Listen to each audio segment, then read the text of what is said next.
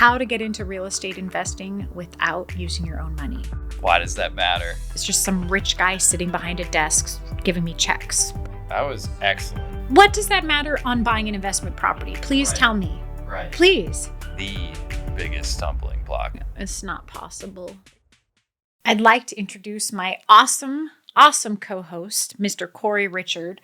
Corey is an amazing finance officer on our Trufinco team and brings a lot of amazing insight and a different point of view on a lot of these topics. So I've asked him to join me here today. And Corey, hello. Hello. Glad to be here. This is fun. I'm glad you're here as well. I know this is an exciting topic for you as well. Absolutely. We are going to talk about how to get into real estate investing without using your own money. Awesome. Let's do it. Let's do it. And I'm sure there's some people out there going, it's not possible. It's not possible. You know what? It is possible. And over the past several years, we have helped hundreds, if not thousands, of real estate investors do exactly that. And hearing their stories of success have just fueled the fire to get this message out even bigger and bigger. So without further ado, let's just dive right in. Let's do it. Let's talk about it. So to start with, I want to be clear that the way to make this work, the way to really get into real estate without using your own money is to work with private lenders. This method that we're going to talk about is not going to work with your traditional bank, which you shouldn't be using anyway for real estate investing. But instead, we're going to talk about the world of private lenders. And I think I should probably explain what private lenders are really quick, because there's probably a lot of people that think when I say private lenders, it's just some rich guy sitting behind a desk giving me checks. Yeah, Shark Tank. No. I mean, there are some like that. I do know some people that have a private lender like that. But the private lenders I know and work with and speak about, they're actual companies. Yeah.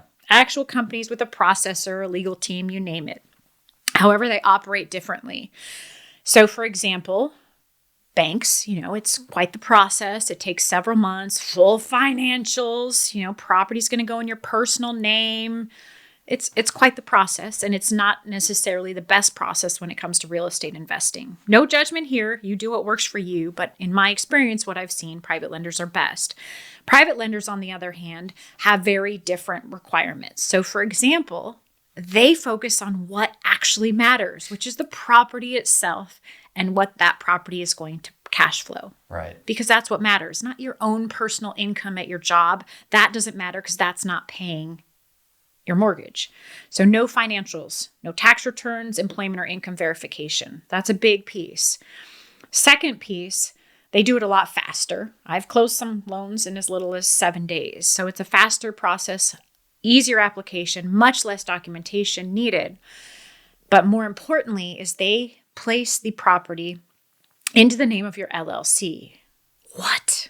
Yes, not you personally. They put it in the name of your LLC, which that helps you in two ways. One, it keeps that off of showing as a personal debt so that you're not just weighted down by all these extra debts if you are a successful investor. But secondly, that places a layer of protection between yourself and that renter. So that renter sues you, they're going to be suing your LLC and the assets attached to it. I'm not a lawyer, so please, that's not legal advice. I know there's a lot of benefit of using a land trust. I'm just giving the basic advice from what I've seen. So definitely putting it in the name of an LLC, wonderful benefit of working with private lenders. So the other piece is that the majority of private lenders, at least the ones we work with, they do not care where that down payment comes from. So that's why this method that we're going to talk about today, the most powerful method out there, works so well, is because these lenders know what we're doing, and it works so hand in hand to work so beautifully to get these deals done. So was that a good explanation of private lenders? That was excellent. Okay. And I'm not just saying that because you're my boss. So that was excellent. But I feel like that was a good overview of private lenders. Okay. No, definitely. All Absolutely. Right. I mean, again, not that we need to go down this path per se, but one of the things that I know that we've talked about in the past, financials, right? And just the fact that banks are going to look at tax returns from 3 or 4 years ago. Like, why? Why does that matter? What does that matter on buying an investment property? Please tell me. Right. Please. Exactly. The other thing that made me think of too, because they fit you into that debt to income box, you're limited on how many projects you can do. Correct. Money tied up. So you're not going to grow and scale at a fast rate.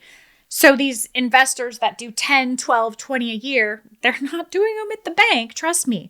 Private lenders, you can do as many as you want as long as you have the down payment, period. So speaking of down payment, Corey, is that one of the biggest stumbling blocks? That is probably the biggest stumbling block. I mean, aside from the speed when it comes to working with a bank and just everything that you just said a moment ago. And I don't know, do you want me to go into depth here? Do you want me to just jump right in? Yes, jump right in on the down payment. You've been doing such a good job. I didn't know if you just wanted to continue I'll let you swimming. steal the thunder. I'm sure you'll carry the torch well. Whew, it's a lot of pressure I now, know. but I will do my best. So when it comes to the down payment piece, right, as Sarah said, we work with private lenders, so they don't care where the down payment's coming from as long as you have it, right? They don't care if you just got it yesterday, right? As we know, there are banks and other lenders out there, they want to see it in there for 60 days or more, right? With this, you get the funding and you're ready to rock and roll as long as you've got it. So the solution that we talk about all the time, and as a finance officer at the amazing TrueFinco, what we talk about all the time is capital stacking.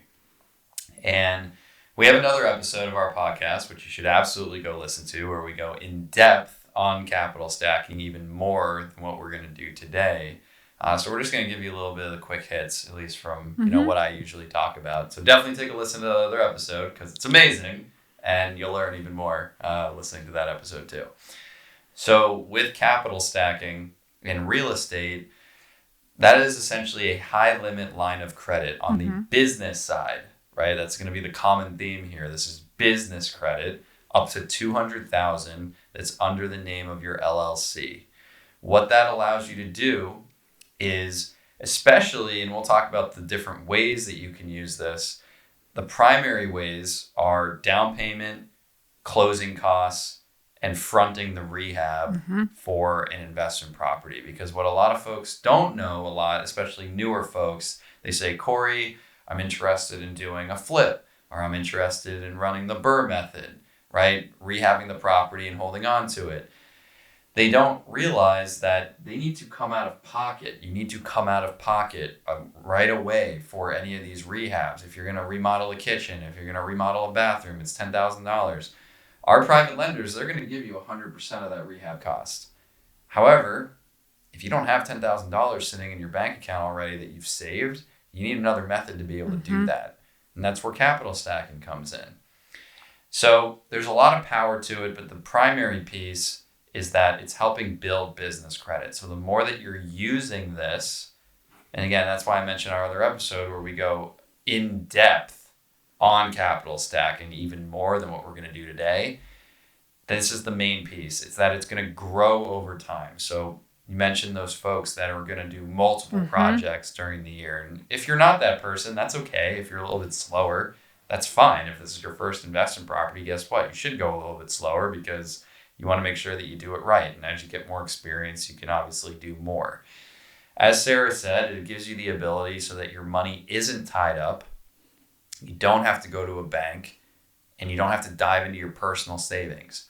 I was talking to a gentleman yesterday where he's got an IRA and he's got crypto. He's a really smart guy. He's got a W-2. He makes over $100,000 a year. And I said to him, listen, this might sound like a silly question, but if you didn't have to use your personal funds for the down payment, would you want to use this other method if you didn't have to use your personal funds and the other people's money, so to speak? And he said, absolutely. And guess what? 99 out of 100 people that I ask say the same thing, and you probably do as well, those listening to this right now. If you don't have to use your own personal funds, why would you? And it helps you build business credit.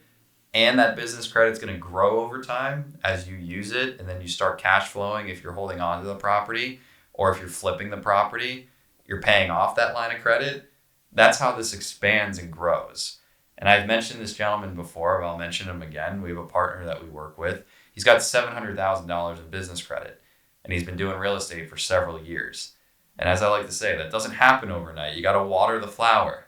give it sunshine, give it water, let it do its thing. That's what business credit is. And business credit is using, paying off, using, paying off. And I know that we could talk about this forever, and we will on this episode today. There are different ways that you can grow that business credit faster using capital stacking, but this is how you do real estate without having to use your own money. And I could go in even more depth, but I don't want to steal your thunder. No, that was amazing. I see you looking at me, I'm taking notes. I'm thinking of. It's opening up my brain to even more thoughts here. But one thing, because I piggyback off what you say. Right. One thing that I just want to be clear. We're talking about getting into real estate without using any of your own money. Right. That doesn't mean you can get into real estate without having any money. That is exactly what I was going to talk about next. I'm glad that you're taking the baton and talking about it. See, we're on the same brain waves exactly. here. We're the same person, we actually. Are. We're just, we are. You know, exactly the same. But no, because that's a misconception. You can't get into real estate without having any money. That would be foolish because things always go wrong. That's just real estate. They typically do. You have to have some money as a backup. And you have to, obviously, I would not use all your savings as well. But this is a method to get into it with using other people's money. So that's the big difference there. Absolutely. And one piece, and we're going to kind of just break down how this could work. But with fix and flips, for example, this works beautifully. It does. It's set up for it. Business credit and capital stacking, I believe, work the best for real estate because in theory, you're doing what it's meant to do. You're racking it up, paying it down, paying it off, racking it up, paying it down, paying it off, and with capital stacking, let's say you have that 2 years at 0%. If you're a good real estate investor and your average flip takes you 3 months, that's a lot you can do repeatedly over and over. And I know investors that do that, and then they even put in that balance transfer strategy. So they've got a couple more years and they're doing all this at 0% interest. That's very cheap capital. Yes, there's a fee to borrow it initially, but that's a one-time fee. You could make use of it over and over and over and over again. ROI, baby. Absolutely. So in terms of the flips, yes, the private lenders, they'll cover typically on your first one, 75% of the purchase, 100% of that rehab. Now, on closing, they don't just hand you a check for the $60,000 or whatever it is in rehab, because you and I both know there's people that would take that money and run and not do the rehab. So the way that it works, you do a little bit of the work, they inspect, they reimburse you typically within a week. That's where that capital stacking can really come in because you're going to have to cover that cost initially. But where most people get hung up is that 25% down payment. So, there is that argument, it's not wise to borrow that down payment. Well, in certain circumstances, sure, it's not. If you're just going straight into a turnkey rental, I'm not the biggest fan of using capital stacking for your down payment, only because you're going to have both your mortgage payment and you're going to have to pay on the capital stacking. And there's no real return to pay that off quickly, right? So that's totally up to you, neither here nor there, whether you want to do it. Where this method works really well is if you're doing fix and flips or if you're doing the BRRRR method. So let's talk about the BRRRR method, for example. So you get into it. Let's say, down payment is $50,000. Let's just for an example. You rehab that property. You get a renter in there. They start making your mortgage payment. You refinance that property once that, you've increased that value, you refinance it. With the money you get out of that refinance, you pay off that first initial loan, and that's where you pay off that capital stacking. Because that's the hang up people have. Where do I pay it off? How do I pay it off? It's on that refinance piece. You pay that off because then that clears up that capital stacking to then use on project number 2. So that's why it works beautifully with the BRRRR method, or obviously it's a no-brainer on a fix and flip. You sell it, boom, you turn around, you pay off the first loan and you pay off the capital stacking. Yeah. That's an even better way. But I want to illustrate both ways because there are people that want to have rentals and still want to be able to use this. So I think it can be, equally as effective, but it's just a matter of understanding your strategy and how to make this work and how to pay this off so that you can free it up and use it again. Because I'm all about don't just do one, do as many as you can. Take advantage of money at 0%. I mean, I don't think we've talked about it on this episode. This capital stacking, let's say you stick at the minimum payment during the rehab process because you want to conserve your funds. You're looking at $100 a month for every $10,000 you spend. That's crazy. So let's say you rack up 20 grand in rehab, or let's say you rack up 70 between rehab and down payment.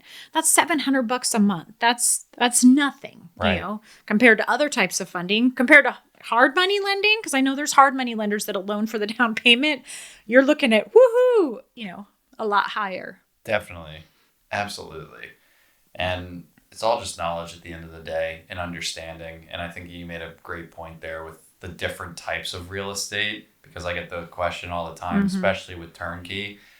And we're very upfront about that. I mean, jump on a call if you haven't yet with our team. We're all going to say the same thing because we're going to help strategize with you. And that's the biggest point, which is I don't really understand, this doesn't seem very economical when it comes to turnkey. And that's true, right? And that's why Sarah said that this isn't about getting into real estate without having any money whatsoever. That would be foolish, right?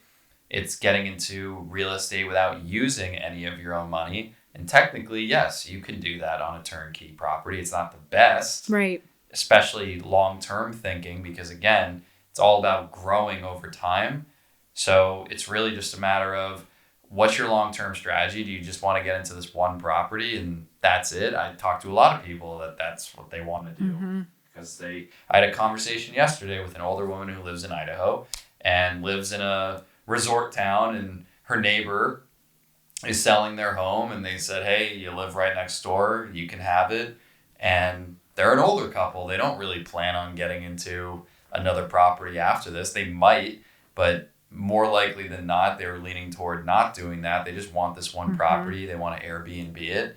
And that's it. So could capital stacking could potentially help with that? Yeah, absolutely. That's what we talked about. But if your strategy is more long-term, then maybe it's better for you to look for a property that involves some rehab that you can run the burr on. It's just going to be more efficient for you long-term. And it's just a matter of also thinking about that. What's your long-term game? Do you want to get into apartment buildings, right? And starting off, I have so many conversations with people where I have to bring them back to reality because they say, Corey, I found this apartment complex. It's got 20 units in it. I haven't done any real estate before, but I want to start here. Guess what? It might not be feasible for you. How much money do you have set aside? Oh, I only have like $10,000. Well, the property is $1.5 million. You need 20 to 25% down.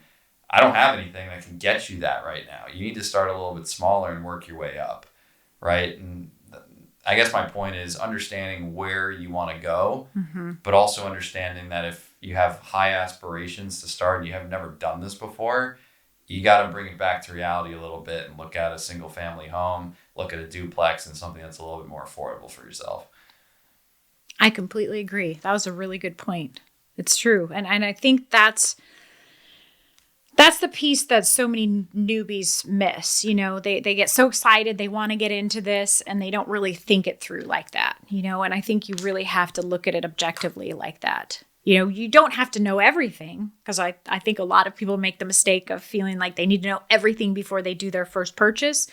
They'll be waiting forever in that case, because there's no way to know everything. And I think you learn so much as you go along and you learn from the mistakes you make. However, I think you bring up a really good point about what you do need to evaluate before getting into this. What about time frame? What's the time frame that somebody, if I know the answer to it because I work here, but if I'm somebody that is looking at a property, because I'd say more often than not, we're talking to newbies, we're looking at a property or we're thinking about getting to real estate rather, we do have some money set aside. We're learning about capital stacking. We want to do, let's say, a BRRRR property. What does that look like from your perspective in terms of time frame? When should I start capital stacking? When should I start looking for a property? How long does it take to close? What's that full life cycle Absolutely. look like? And that's a great point, because the problem most people make is they go out, they get a property under contract, not knowing what they even have for a down payment. And then they come to us and go, Corey, I got my property under contract. I'm so excited. I need $250,000 for the down payment. Figure it out. And it's like, wait a second here. You got this backwards, right? So ideally, you need to understand what you have to work with first before you even look at properties. And that's what people don't get. You have to understand what you have to work with, because most properties, let's just go with it, 25% down for your first one.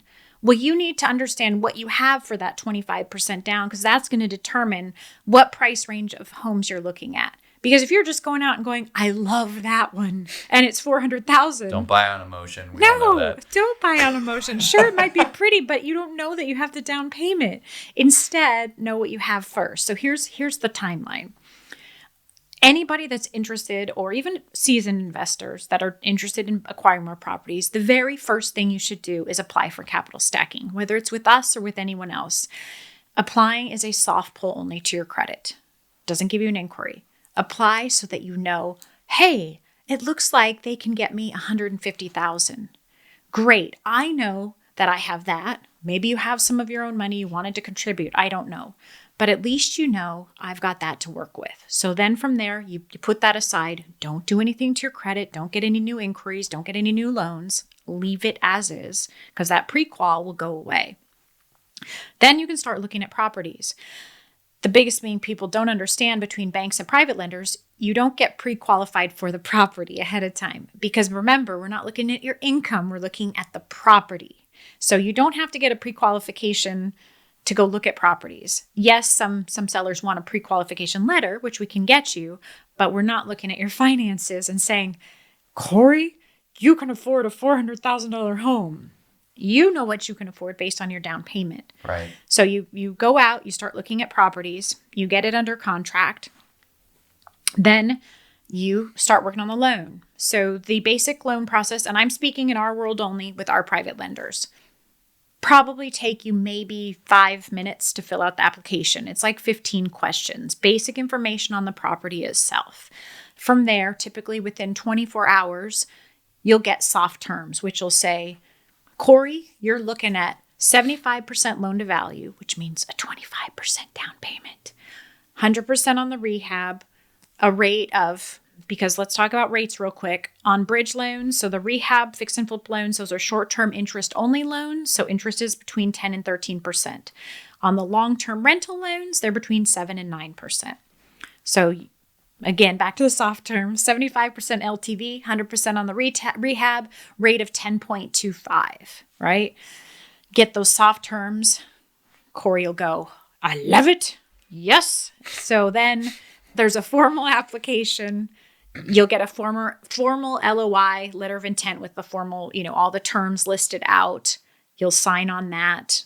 And then typically, and each lender is a little different. So I'm trying to be broad to not narrow myself into a box, because every lender has a little bit of a tweak on this process. So you've got your formal term sheet. Then the lender will order the appraisal.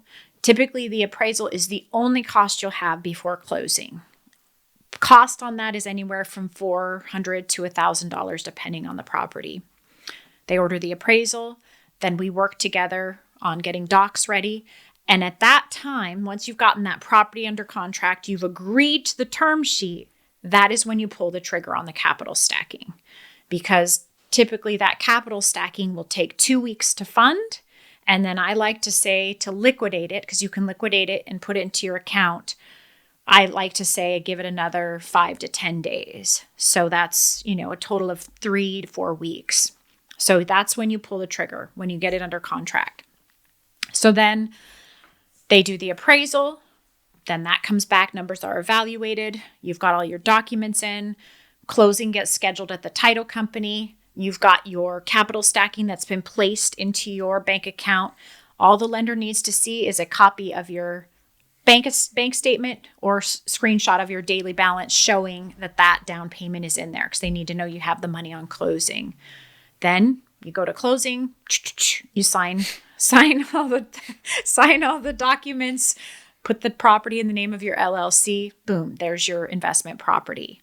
Then obviously you go forward, what you do from there, that's on you. But that's a general, very basic timeline that I think is the right one to follow. Do most people follow that? No, they do the complete opposite. However, in a perfect world, and just from what I've seen from experience and what's worked the best and the smoothest, that's the ideal timeline. Awesome. Man, we need to put together like a short PDF or something that talks exactly what you just said was great. There you go. That was just so succinct. And detailed. I like it. I'm glad. I've spent a lot of time learning about real estate investing and working with and funding a lot of investors. And granted, I only talk about the funding piece, but I learn a lot from them, and they're willing to share all their secrets and tips with me. It's pretty awesome. So I feel like I've learned a lot and have really, asked them what their experience was, what worked the best. And in terms of the funding, that right there is the perfect way to do it. Cool. Awesome. All right, Mr. Corey, I think we have covered the ideal way to invest in real estate with using other people's money, without using any of your own money. Are there any closing thoughts, any pieces that my old lady brain forgot today? I would say that every situation is different. Yes. That you don't have to figure this out all on your own. That obviously doing research, watching content like ours, watching other people's content is great. I would say that for those that want to learn more, even if you're not planning on jumping right into real estate the moment that you speak to us, you don't have to, right? It's all about just gathering information. So that would be the biggest thing that I would suggest, that for those that are looking to understand their situation better. Old cliche, which we all know is true, time is money. Whether you're looking to get into real estate now, looking to get into real estate a year from now, we can all agree that if you don't understand the cards that you got in your hand, then you shouldn't be getting into it to begin with. So I always like to say, and it's biased, but it's true, schedule time with our team if you haven't yet, if you're listening to this. Figure out what your options are. Figure out what your options are with us. Figure out what your options are with other folks, right? Talk to other people. Talk to people. Don't be scared, because you'll figure out those that you want and enjoy working with from those that you don't, right? So that would be the most important thing I would say, right? You can do all your research that you want, but until you actually understand what your situation is, it's not going to make sense for you to do anything. So, don't waste time. Figure out what you can do and what the possibilities are for you. Or if you're just looking for information, schedule time with our team. We'll take good care of you. Perfect. I thought that was well said. So thank you all for listening today and diving into our world and opening your minds up to the possibilities that really are out there. And I hope that this may have inspired some of you to take that leap of faith and get into real estate investing, or at the very least, I hope that this has opened your mind up to the possibilities and maybe made you look at things and maybe research things a little bit differently. So thank you, and until next time.